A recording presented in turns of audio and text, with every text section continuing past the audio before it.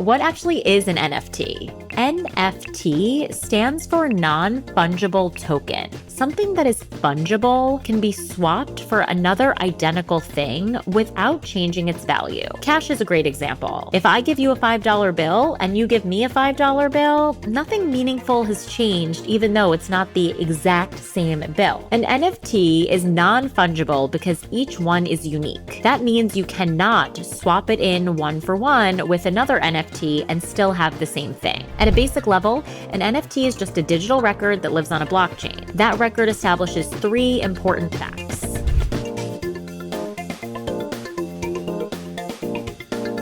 Welcome back to another episode of Crypto Explained. Today, we're going to talk about NFTs. If your only exposure to NFTs has been headlines about expensive digital pictures, Twitter arguments, or someone saying, I still don't get why anyone would buy that, you're in the right place. Because here's the truth. NFTs got popular before they ever even got explained. And when that happens, confusion is what fills in the gaps. So today, we're cutting through that confusion and answering the 7 most common questions about NFTs. No tech speak, no assumptions that you've ever used crypto before or even wanted to. And by the end of this episode, you should understand what an NFT actually is, what people use them for, what happens if you buy or sell one, and why they exist at all. Think of this as NFTs explained the way you would explain it to a friend over coffee, not the way that you read about on the internet. All right, so let's get right into it. Question number 1, what actually is an NFT?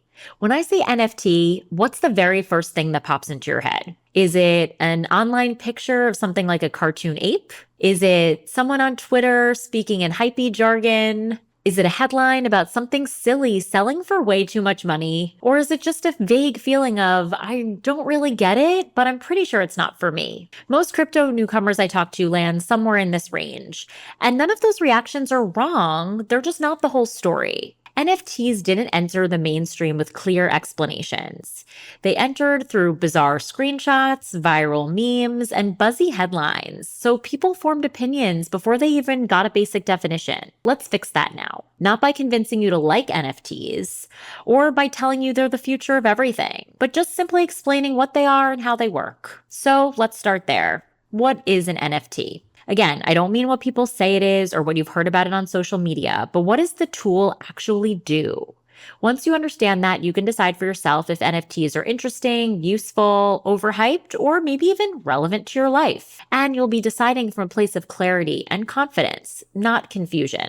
So take whatever image or opinion you already have about NFTs and just set it on the table for a second. By the end of this episode, you're going to be able to explain NFTs in plain English to someone, and that's really just the goal here. So let's start at the beginning with the name itself. NFT stands for non-fungible token. It may sound technical, but the idea behind it is actually pretty simple.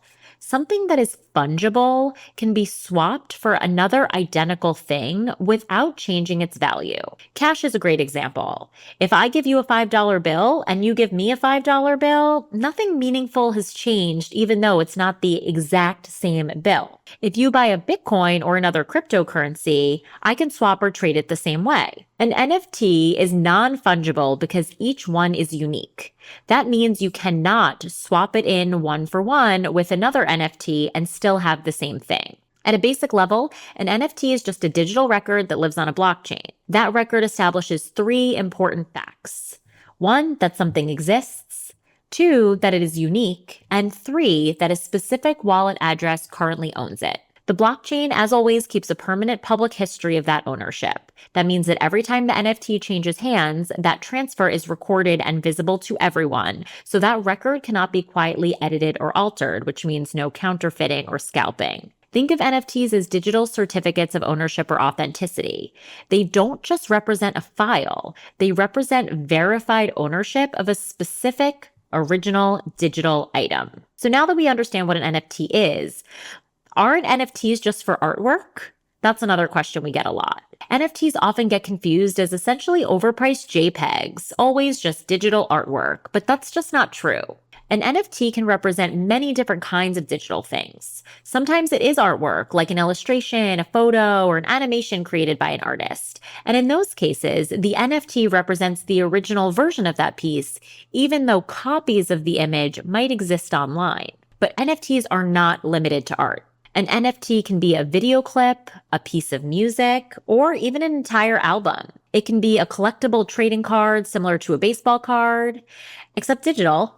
It can be a character or item inside a video game that you can actually own and trade and sell. NFTs are also used for access and membership.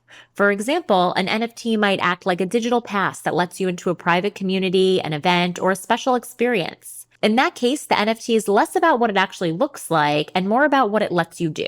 Some NFTs are actually also designed to function like tickets. Others might act like loyalty badges or rewards that unlock perks over time. There are even NFTs being used to represent paperwork like certificates, credentials, or ownership records tied to real-world assets like property. So when you hear NFT, it helps to stop thinking about one specific image.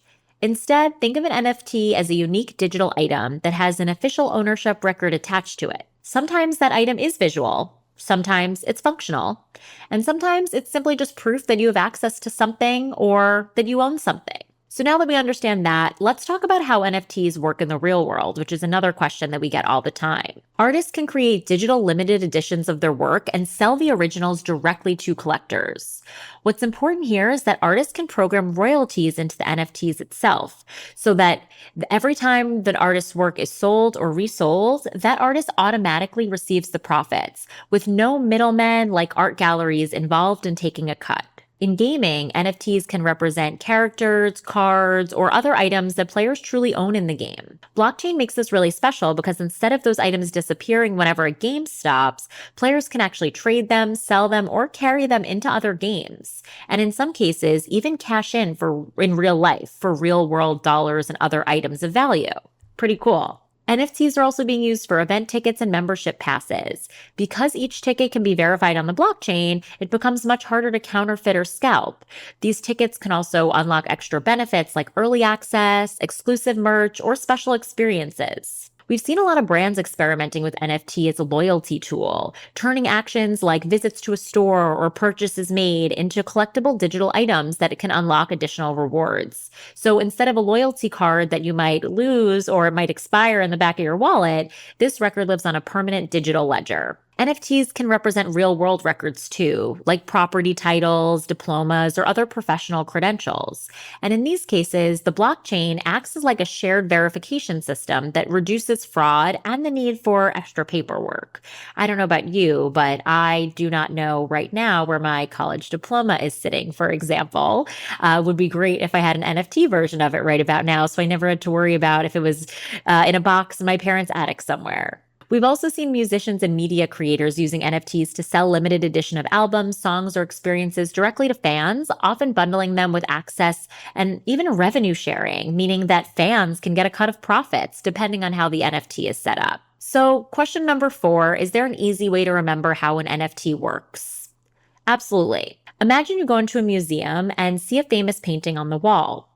Thousands of people walk past it every day. Anyone can take a photo of it, and anyone can buy a poster of it in the gift shop. Now, imagine the museum decides to sell the original actual painting. If you bought it, what do you actually receive? You would not just get the painting. You would get all of the documentation proving that you're the official owner, that the artwork is original. The documentation would show when it was created, who created it, and how ownership has changed over time. The posters and photos of that image still exist, but only one person controls the original, and that ownership is proven by a trusted record. So oftentimes that record is just a piece of paper, which is easy to misplace or damage over time. An NFT works in a similar way, except the artwork and its ownership records are all digital, so they can never be faked, fudged, or lost. The image file itself can be copied, just like a photo of the painting. But the NFT is the official record that says this is the original, and this is the digital wallet that owns it. What you're buying is not just the picture. You're buying the ownership record that lives on the blockchain and can be independently viewed or verified by anyone 24/7. NFT burning question number 5. What are the benefits and trade-offs of NFTs? NFTs offer some real advantages, especially when it comes to ownership and control. One of the biggest benefits is that ownership is really easy to verify. Because NFTs live on a public blockchain, anyone can go in and check who owns what and trace the full history of that item. There's no guessing, and there's no relying on any companies or people to confirm anything for you. Some NFTs also let you have fractional ownership, which basically means that multiple individuals can buy smaller shares of the same NFT, which they can then buy, sell, and trade however they want. Imagine getting a pizza with your friends and splitting the bill. Each person gets what they pay for, and they can decide to eat their slices now, save them for later, give them away, or let someone at home eat them, or even throw them in the garbage if they want to, because they own those slices. So we've talked a little bit about tokenized real-world assets, or RWAs, like artwork before on the podcast. So it's really important to keep in mind that NFTs represent unique digital items, like a digital picture, whereas RWAs, real-world assets, are digital tokens that represent ownership of a physical asset, like a real painting. So we've got another episode coming up soon on tokenization, where we'll get lots more into this topic because it is so popular now and becoming so much more common. Really exciting use case to explore. But for now, just keep in mind that when you think about an NFT, that means a unique digital item. Another benefit of NFTs is that royalties can be automatic. Creators can build rules into an NFT so that they or others get paid as soon as the work gets sold. That all happens without contracts, invoices, or follow-ups. The system just handles it all on its own. NFTs can include access and perks directly inside the asset themselves. Some act like keys that unlock events, private communities, early releases, or special content. And in those cases, the value is less about the image of the NFT and more about what owning it actually lets you do. There's also the global access component. Anyone with an internet connection and a digital wallet can participate. There's no geographic restrictions built into the tech itself, which opens the door for people who might not have access to traditional systems where they live. But at the same time, NFTs are not all the same. So let's talk about some of the considerations. Each NFT project sets its own rules. Buying one NFT does not mean the same thing as buying another. Some NFTs grant true ownership of a digital collectible. Some are designed purely for access or membership.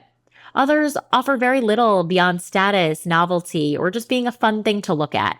Because of that, it's always important to understand what you are actually buying, just like anything else in life. Ownership, access, and rights are never guaranteed by default. They depend on how the NFT was created and what the project promises.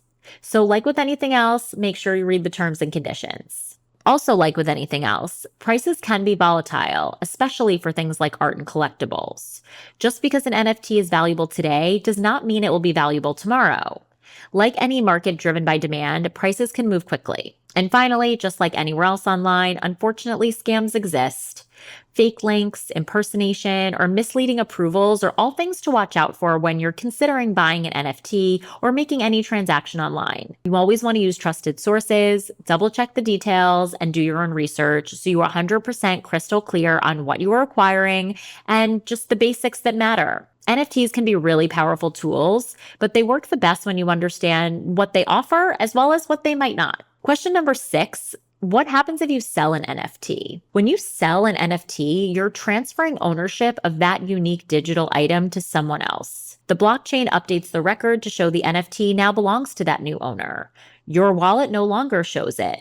Their wallet does. So if the NFT was programmed with royalties, the original creator of it might automatically receive a portion of that sale every time that NFT gets sold or resold. This happens instantly as part of the transaction without any paperwork or follow-up. Again, you don't need to trust any intermediaries to verify or manually approve anything. From your perspective as the seller of an NFT, the process is similar to selling almost anything else online. You list it, someone buys it, and the payment goes directly from their wallet to yours. From the system's perspective, the ownership record updates permanently and publicly, meaning anyone can see that the NFT changed hands and who now owns it.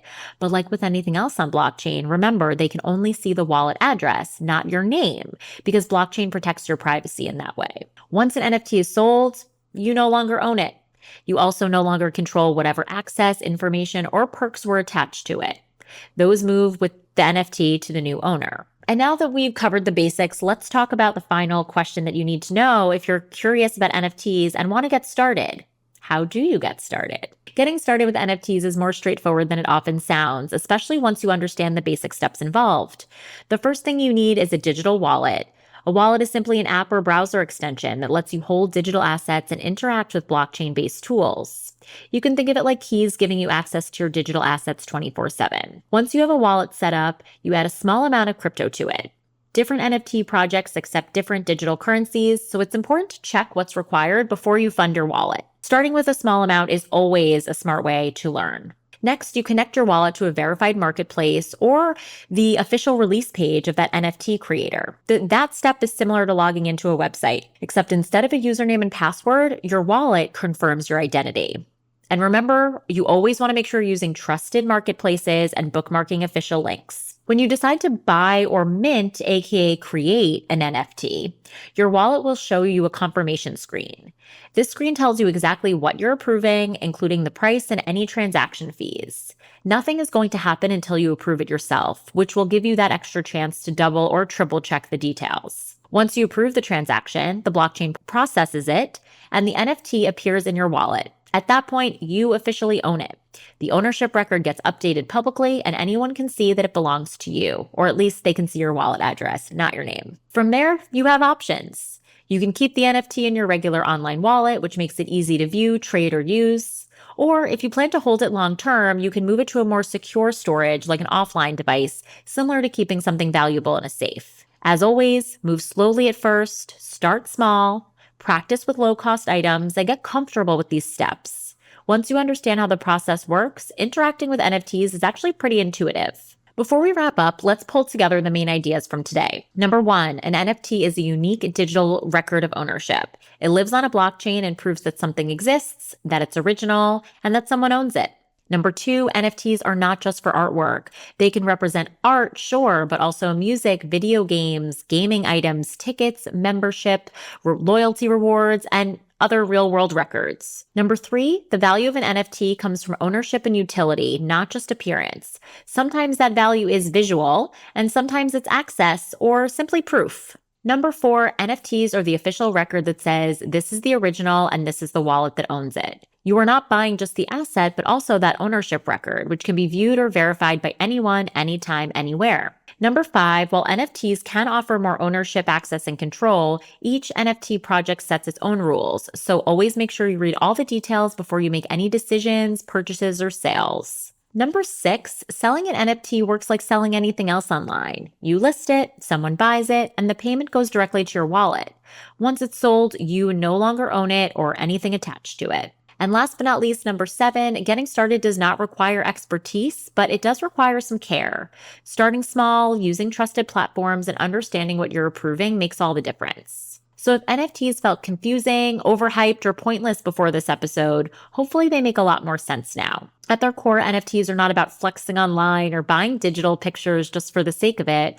They're about ownership in the modern world, about turning things that used to be copyable, temporary, or counterfeited into things that can truly be owned, transferred, or verified. Like other tools, NFTs can be used in many ways. They can be really meaningful or pretty meaningless. The key is knowing what you're actually buying, what rights come with it, and what you want to do with it. Once you have that foundation, NFTs stop being a buzzword and start becoming something you can evaluate clearly and maybe even use for work or for fun without all the noise. So if this episode helped NFTs finally make sense, I'd love for you to leave a review of the podcast. Reviews help more people who are curious but overwhelmed by crypto topics find these conversations. And it's one of the easiest ways you can support the show. And if you're not already subscribed, make sure you hit that subscribe button so future episodes land right in your feed. We'll keep building on what you learned today, including how NFTs are created and what it really means to build on chain very soon. Thank you so much for joining me, and I'll see you in the next episode.